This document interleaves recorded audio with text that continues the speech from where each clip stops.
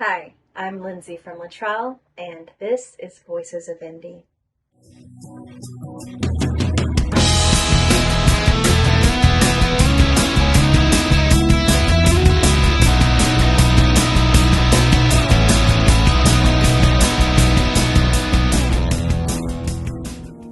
You said you were building a ship.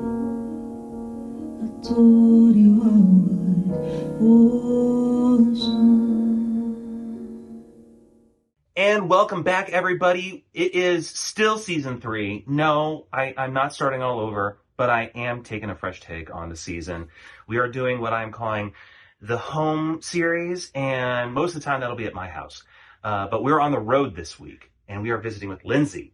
And I am so very excited to be here, to have you be a part of this show, and to experience what it is like to do a recording like this. It has been, so far, we've been recording the music, and it's been an experience, shall we say. This is, in a sense, I'm kind of going on my own. But it's been fun. It's been fun. So, I've known Lindsay now for a little over a year, probably. And we connected like most of us have on Instagram. And it's just been, your Instagram happens to be one of the most interesting ones, honestly, that I think that I follow. Because there's just so much emotion and movement and feeling, and it's like, you know, yeah. I mean, it's like you get to feel you as a human being on Instagram. Like that's the genuine Lindsay. Thank So, you for saying that. you're welcome. So all that said, let's talk to Lindsay a little bit. Let's get to know her. And Lindsay, tell us a little bit about yourself for those who may not know you, and we'll just kind of go from there. My name is Lindsay Littrell. I am a songwriter and recording artist. I'm the front person for the band Littrell, which is myself and Garrett Laney Bartles, and we are releasing a lot right now. We're up to a lot, and I'm having the time of my life. Kind of pulling out all my guts and seeing what they are, and then being like, here's my guts, world. um, and it feels really good. I feel really grown, like I Wow. feel Yeah. like I've grown into myself, and I know who I am, and I know my strengths and my challenges and the bright spots and the shadows, and I feel really at peace inside of all of that, and I hope it translates in music. Now, this album that you're working on, you're releasing it, kind of doing the waterfall strategy, where it's like releasing a single at a time, and or at least that's maybe not the waterfall strategy, but at least you're releasing a single at a time before you finally release the full breadth and scope of the album. Um, what's it been like to really, because I could tell that this album is very personal in the way that you've been writing, from Cycle to Love Songs, even Freedom, which is kind of an off number, but they are all very personal songs to you in terms of how you are connecting, it seems, on this album and in your writing. Yeah. I don't know how to write in any way that isn't personal. I mean, I guess that's not true. I do know how to write in ways that are not personal. I'm just not interested in it. It doesn't feel compelling to me, and for better and for worse, I just Mm-hmm. don't do much that's not compelling to Mm-hmm. me. And so, when I go to the piano, it is one of the places in my life where I'm not intellectualizing. I go there and I sit down with my funky feelings. It's usually angst that takes me there, which you can hear in the music, but whatever it is that takes me to the piano, I go there and I just bang around on some keys until I land on a combination of notes that I feel something open inside of me. It kind of feels like um, the temperature on the outside matches the temperature on the inside. Gotcha. And in that moment, what happens almost always is that some words and some melody flow at exactly the same moment. That, I mean, it all comes together, and often I'm crying or whatever it is that I'm feeling inside of that moment, and then I'm done, and then I'm like, oh, that's how I feel. Mm-hmm. Yeah. And so I don't go in knowing how I feel. I discover how I feel that way. And I think because in so much of my life, I've been, my ability to intellectualize has been a way of kind of protecting myself. Mm-hmm. And that is one of the places I'm playing my piano. That is one of the Yeah. places that I don't have to protect myself. Mm-hmm. And I think, as you referenced my Instagram, I'm in a place now in this season of my life where I have learned how to take care of myself enough that my guard can be down in more places than just at the piano. Yeah. And so you see it and it Yeah. translates. But that's come through a lot of life. Mm-hmm. No, I can imagine. I mean, the words that you use, the emotion that comes out. I think of your first release, Cycle. Like there is, and I believe the first time that like we actually physically met, not just in via the internet, but like sat down in person and had coffee together. You were talking about just like the emotional, like angst and all this stuff that you felt like you had to get out. And I find that songwriting does a lot of that. Instruments, they in a sense they take a lot of our abuse so that we can express ourselves. And that, and I find that especially like when you listen to Cycle, when you listen to love songs, there's a lot going on there. And I don't mean to exclude Freedom, your other single, but like we said, that's something that's a little bit different than, but it is still very personal to you. And I don't want to press too far, let you, to in terms of like what you do want to talk about or what you don't want to talk about. But I'm an open book. If I'm not, I'll tell you, but go okay, for it. okay. Well, I mean, the one thing that I remember discussing with you is just like, it feels like these songs are coming from a place of personal experience and potential abuse, and abuse comes in so many different forms. I think of the repetitive line that you sing in Cycle, just like, I'm addicted to the cycle. Like you're talking about being in a place that you want to get out of, but you can't because it's part of who you are at the moment. Again, these are very personal lines. What's it like to kind of just let that out there? Those were the first time that I had ever said that out loud, was the moment that I wrote the song, which was a few hours before we recorded it. Really? Oh my goodness. And that must have felt like a revelation. Well, I mean, it was, and my therapist knows me well enough to know to kind of not press me to access my emotions during our session, but to give me like things to think about. She knows I'm going to take it to the piano. And, that's good. That's good. And so we've got a kind of a routine, and so I'd had therapy that day, and Love Songs, which is the song that we're releasing on May 23rd, is a song I wrote inside of the situation I was in at that moment, at that time. Cycle I wrote years after the fact.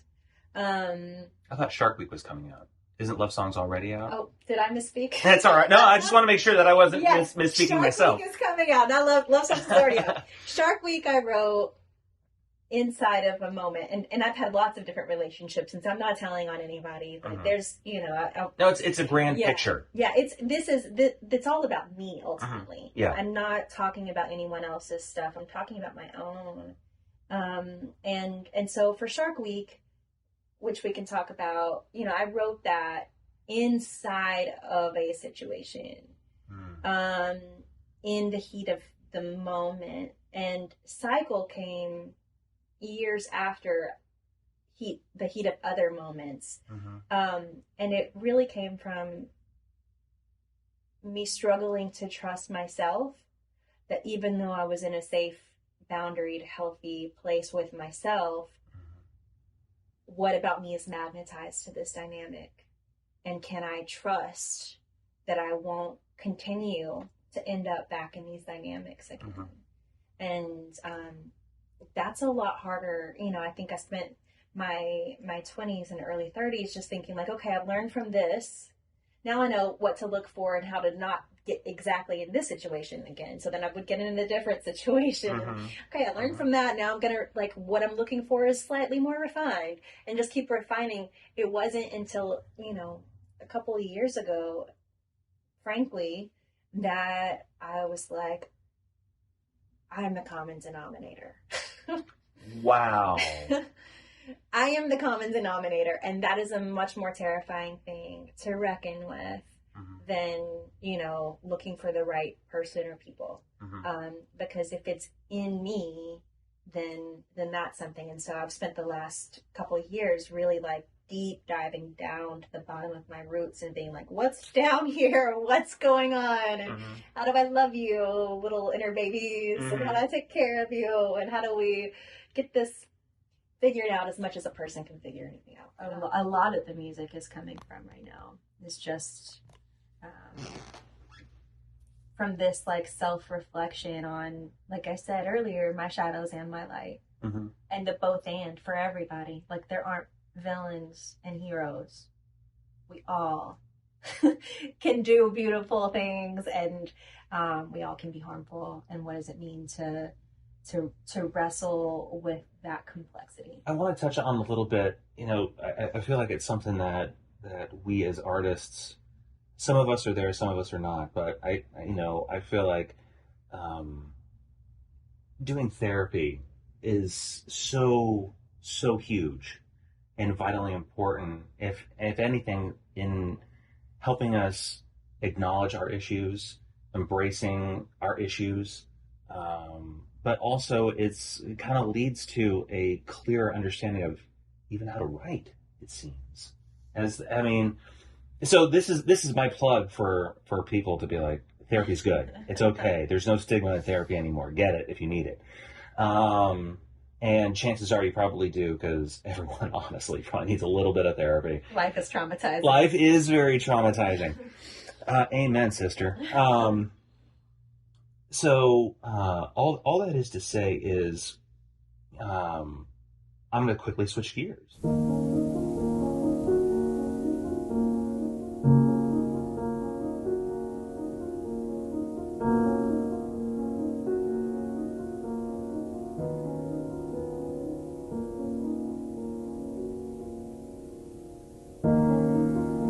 You said you were building a ship.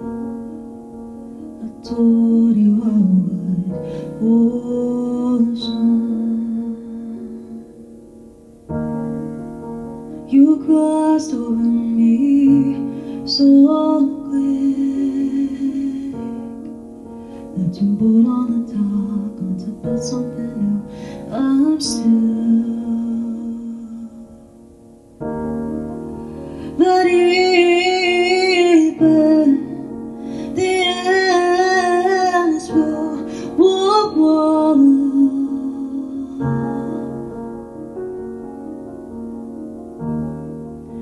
Can't pretend to miss you,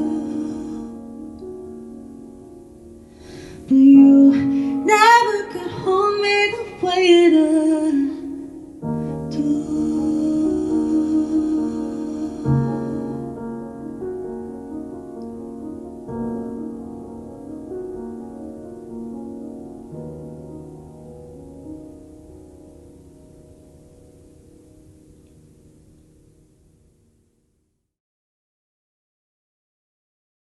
Cycle was an in-studio production. Shark Week has been with you for a while. Is that the case? Well, I mean, they both were, because, you know, our production process, mine and Garrett's, it really is like we're soccer teammates, you know, like just kind of, I don't know anything about soccer, but, you know. No, but it's a team sport. But it is like it's like everything is an us thing. I mean, I come in with this fully formed song, And then I share, like, here's where it came from, here's my guts, here's the feeling, and then we just start scoring the emotions. Like, that has been our production style from the beginning. It's not been like, we're gonna make rock or pop, or we're gonna sound like fill in the blank. We're just like, my goal was to go in and pull out my guts and be like, here it is. And Garrett's been the perfect partner for that. And so, you know, it's just been a process of scoring my emotions, really. And so while I wrote Cycle, I finished the last word and then ran out the door to the studio. Got there, 5 minutes later. He lives 5 minutes from me. And so that was like a very raw revelation. Shark Week, I wrote a very long time ago, but we completely reimagined it. It's like I had actually recorded it with the band that I had in my late 20s when I wrote it. And it was cool. It was cool. We did a great job for the resources and the knowledge that we had at the time. I won't play it for anybody, but I'm proud of that version of us. It should be, yeah. But this is, like we really excavated the feelings and just brought them out. And, the way that our production process tends to work is like I'll lay down the skeleton of what I wrote, and then, we'll kind of feel out the rhythm first, because that rhythm really is important to me. As like I played percussion in junior high, and I'm a dancer, and like I'm just very rhythmic. I'm very into R&B and soul and hip hop, and so like that's a lot of what I bring to our collaboration is rhythm and dissonance and space and tension. Like those are all things that like are very important to me. But we kind of, together kind of work that out. I'll hum out what I'm hearing, and then he gets his guitar out, and it's like the tones and the sounds he's able to like be like, what if it sounds like this? And it's like, oh my gosh, that's it. Like, yes, please. And so that was the process both for Cycle and Shark Week. Cycle, we finished in 2 days in the studio. Really? Start to finish. I mean, from the time I wrote it to the time we were done, it was 2 days. Wow. Well, that's awesome. And I mean, the turnaround time, that's also just incredible. Yeah, it was exhilarating. And Shark Week took much longer. We would do a little piece, and we started out kind of taking it a different direction, and I wasn't feeling it. And then we got to the studio with the drummer, with Steve Bradley, who plays with both of us. And I just I didn't intend to take charge, but I did. You can see it in the I record everything, and so I can look back and be like, oh yeah, that was the moment that I stepped into production. That's the moment when I stepped into being a producer and not just an artist. And I just never knew I could. I didn't know. I never tried. And so, and I've dealt with a lot of male egos in my life. And Garrett has never once punished me or made me feel like I'm too much or too big, or like I've never had to cater to his ego when I like something or don't like something or have an idea, or, and so because of that, I've gotten bolder and bolder and bolder in that process. And there's just a lot of trust between us that like, we're both here, like for the thing, for this like baby, it's like kind of the metaphor we've been working with is like, I'm the bio parent, he's the adoptive parent, Okay, yeah. No, that is an adorable, wonderful, and totally understandable description. Yeah. Because it's like, it absolutely has its characteristics too, right? Like, the nurture and nature, like the nurture of it, like definitely has its characteristics as well. And it's really cool and really fun. That is awesome. It sounds like you guys are truly collaborators in every sense of the word.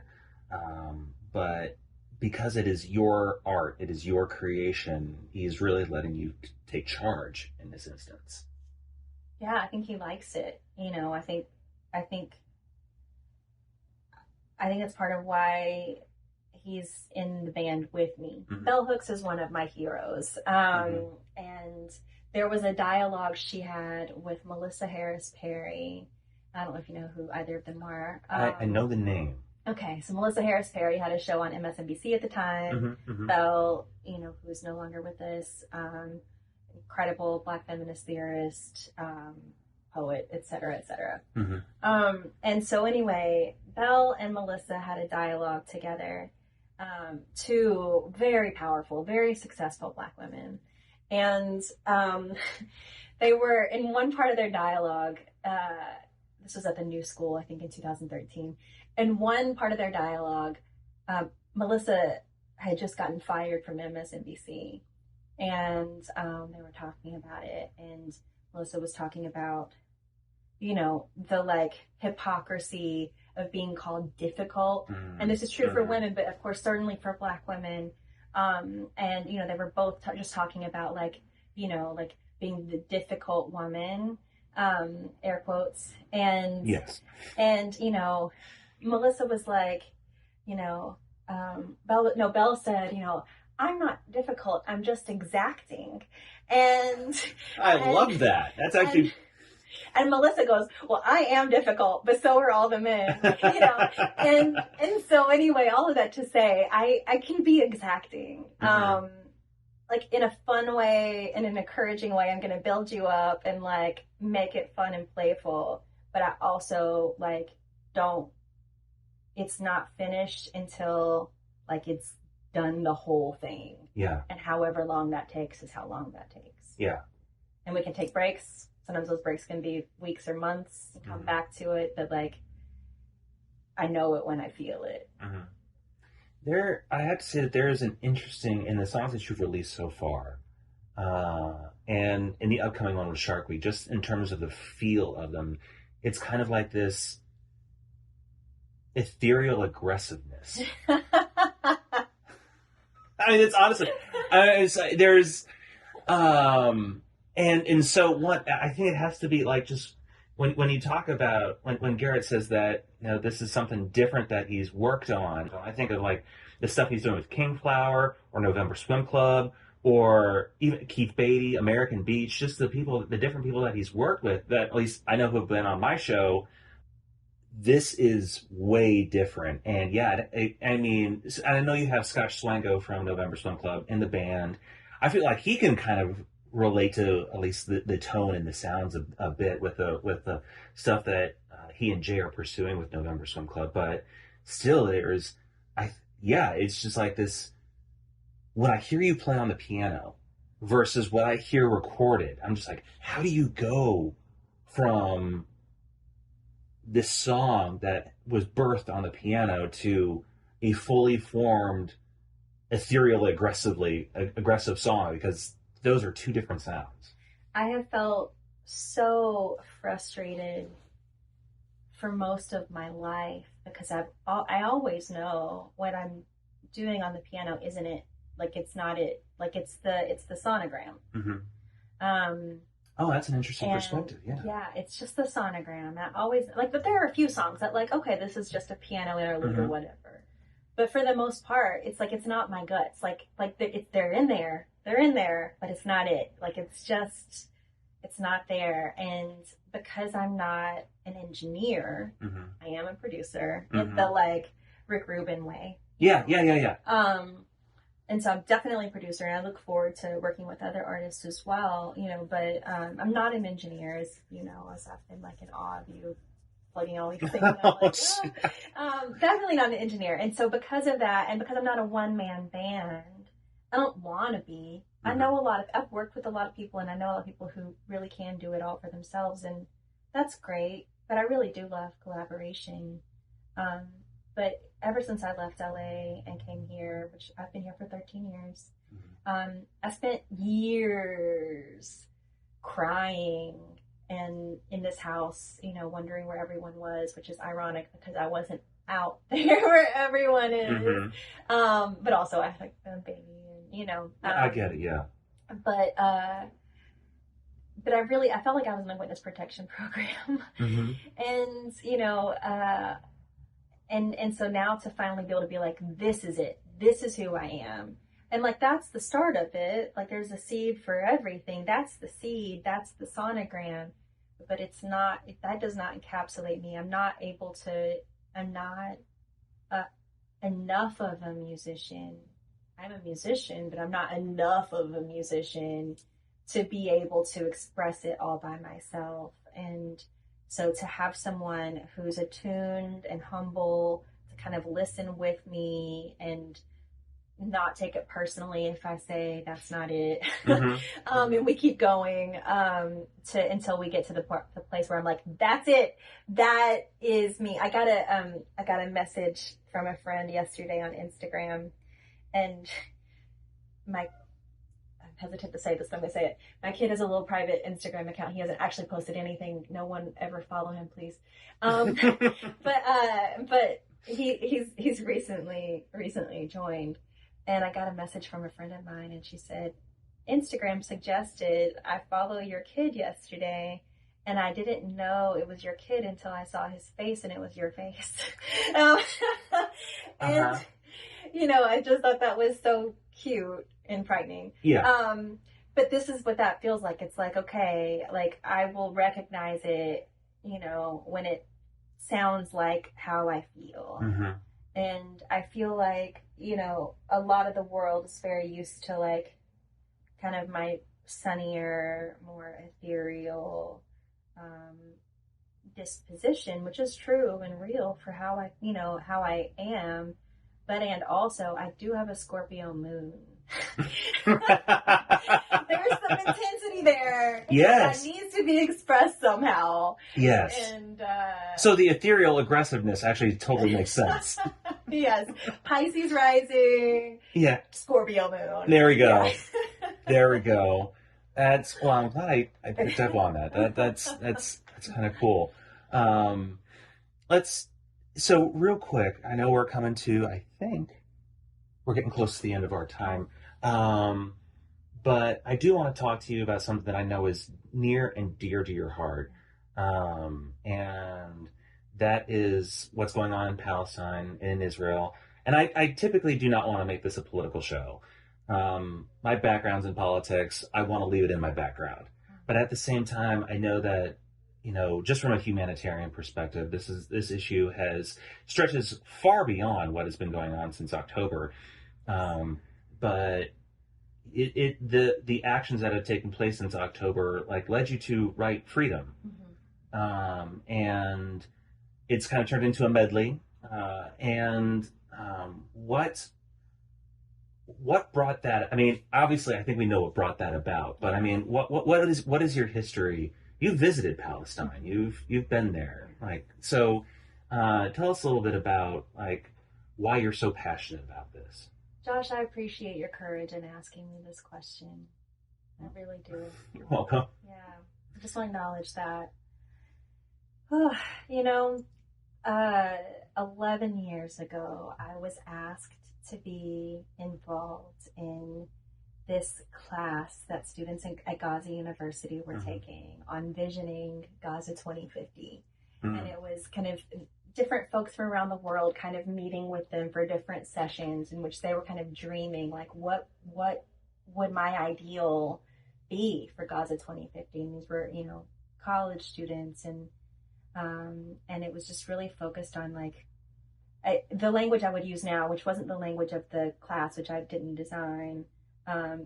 Angela Davis talks about temporal imagination or liberatory imagination. So it's that, we have to have a vision, right? Without a vision, people perish. Mm-hmm, and mm-hmm. So it was what is the vision? What is the dream? What is not just what we don't want, but what do we want?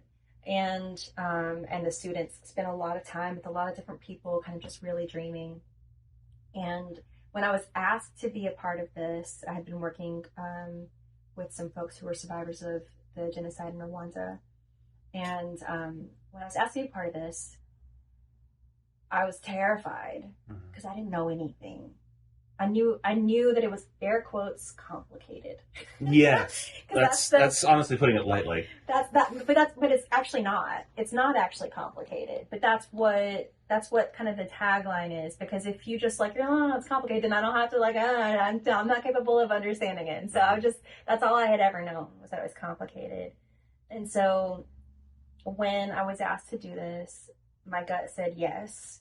And my head was like, what are you doing? Mm-hmm. and so I take my commitments very seriously, and so I just really dedicated myself to learning everything I could possibly learn in a matter of a couple of months before I had to, have my session with the students, and quickly learned about the settler colonial history and about the Nakba and, about the settlements and, the partitioning and,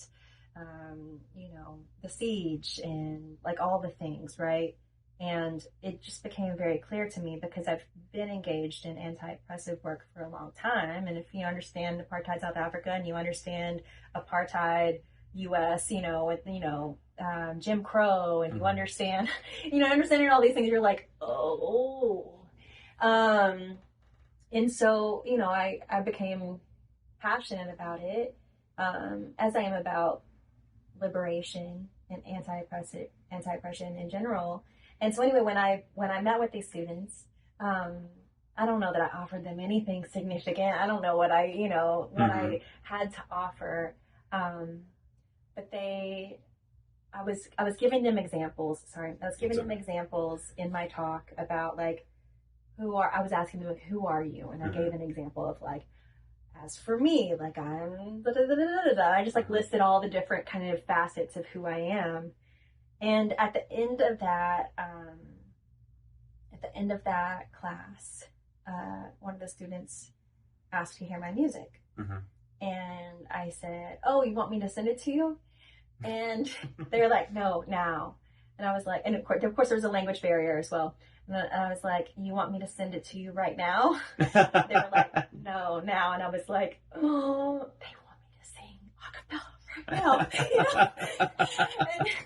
And of course I said yes, and I did. I have no idea what I'm saying. And then from that point forward, in all their future sessions, they were singing to their professors, asking the professors to sing to them. They were writing posts about the power of music and the work of resistance. And awesome. It was beautiful. And 2 years later, they came back and asked me to remotely be at a conference they had planned on arts in peace building and in resistance. And I knew that time to show up with my computer on my piano. And they did put me on the spot for it. And I just did, Garrett and I just, that student who kept putting me on the spot was just here last month. We just met in person for the first time last month. Oh, wow. And he's a filmmaker, and we had a screening, and he asked me to sing, and so we did. Wow. He called me yesterday, and all of the students from Gaza 2050 who are living, most of whom are still in Gaza, are meeting on Sunday morning, and he asked me to join. Yes, of course. And he said, will you open it with song? I'm like, of course. Okay. Yeah. But yeah, I mean, there's a song that I didn't include in that medley that says, how can I go on with my business when you're mine? And I think relationship does that, right? Like relationship takes things from the abstract and the air quotes political to the personal, which of course Black feminist thought is that the political is personal, political is personal. And so, I've done a lot of work in South Africa, and other places as well. And, the classroom that I was zoomed into, it wasn't Zoom, it was Skype. But the classroom I was Skyped into was bombed 9 months later. Oh my. And so like having those experiences for myself, even from afar before I went in person, it's like you can't unknow that. You can't unexperience that. You can't not care. You can't get distracted because, it's like we belong to each other. Well, that's amazing. Well, I feel that's a tremendous way to kind of close the show, and we're actually going to close the show by listening to your Freedom Medley, which you can listen to also on Spotify. Well, you can listen to Freedom, the first part of the Freedom Medley, on Spotify. It's available on Bandcamp. And is that the band Littrell.bandcamp, or is it? Do I have a Bandcamp? I thought you had it on Bandcamp. don't know if I even have it. Well, it's on Spotify for sure. It's on Spotify, Apple iTunes, Music. yeah. Yeah. It's all in other places where, I was just mentioning Bandcamp because I always try to encourage people to buy if they should put can. it up there. And maybe you wouldn't have as many issues because, isn't that what is it? Let's talk about that real quick just before we end the show. Freedom got pulled, didn't it? Like, what was it pulled from Spotify, or what was the whole deal with that? I usually go through TuneCore. Okay. And they blocked it. TuneCore blocked it. And so I how would they even know? I don't know. That is wild. I was ready to fight, and then I just was also impatient to put it out, and so I just pivoted and ran it through what's the other one? DistroKid? DistroKid, and it got through. And so then I got distracted and forgot to fight TuneCore about it. Okay. But yeah, that was in early November, I think. Yeah. And so it was shortly after everything started. So that is wild. Yeah. The whole thing seemed a little weird. Yeah, it was. Okay. Well, let's close the show on the positive note. We're going to listen to the Freedom Medley by Lindsay from Littrell. And we will see you guys next week where we're going to continue going on. I apologize. The main camera cut out on us mid-interview, so I had to pivot. But that's what you got to do in situations like this. Yes. But continue checking us out. More is to come. And let's see. If this airs when I want it to, be sure to check out, first of all, you have a show coming up on the 23rd, correct? I do. May 23rd at White Rabbit. And our openers are Sophie DeFrench and Christina Sharp. And that's also the day Shark Week comes out. Yes. Yes. Stylistic. And then Shark Week comes out that day, and our first music video drops that day for Shark Week. Yes. Guys, I've seen it. Yeah. It's. We didn't even get to discuss it because there was just so much fun going on. But yeah, you guys are going to want to check this out. It's a trip. But you'll totally get the whole concept of the ambient, not ambient, but the ethereal aggressiveness that seems to permeate these songs. But yeah, check that out. Coffee, Comedy, and Music. Quick plug for that on Tuesday, March 7th, November Swim Club. Speaking of them, they'll be headlining that show with Zach Risk, and comedian Mariah Davison will be emceeing that. And then we have another show at Playground Productions on May 19th. So lots coming up, folks. We'll try to do more concert drops and announcements on the show as we try to continue promoting local music. So thank you for tuning into Voices of Indy this week. Thank you, Lindsay, for being on the show. Thank you, Josh. And listen to more of Lindsay right here. Falling from the sky, falling from the sky, falling from the sky, falling from the sky, falling from my eyes, falling from my eyes. Falling from my eyes, falling from my eyes.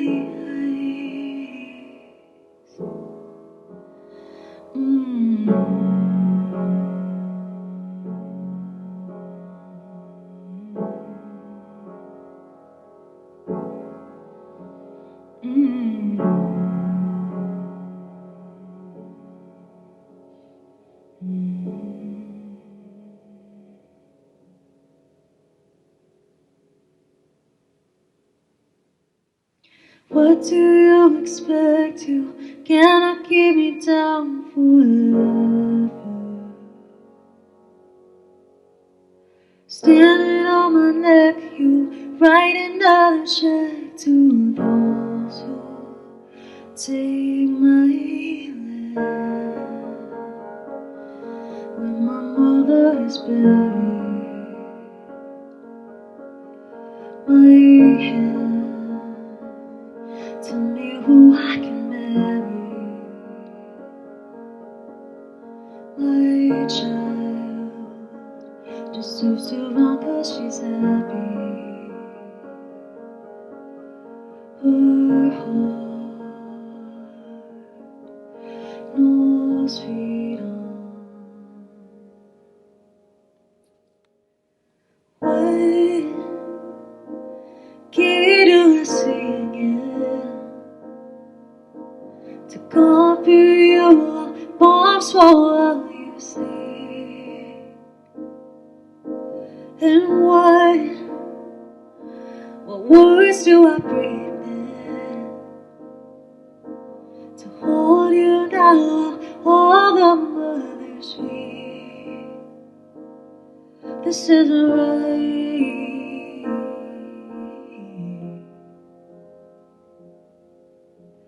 You deserve paradise on this side.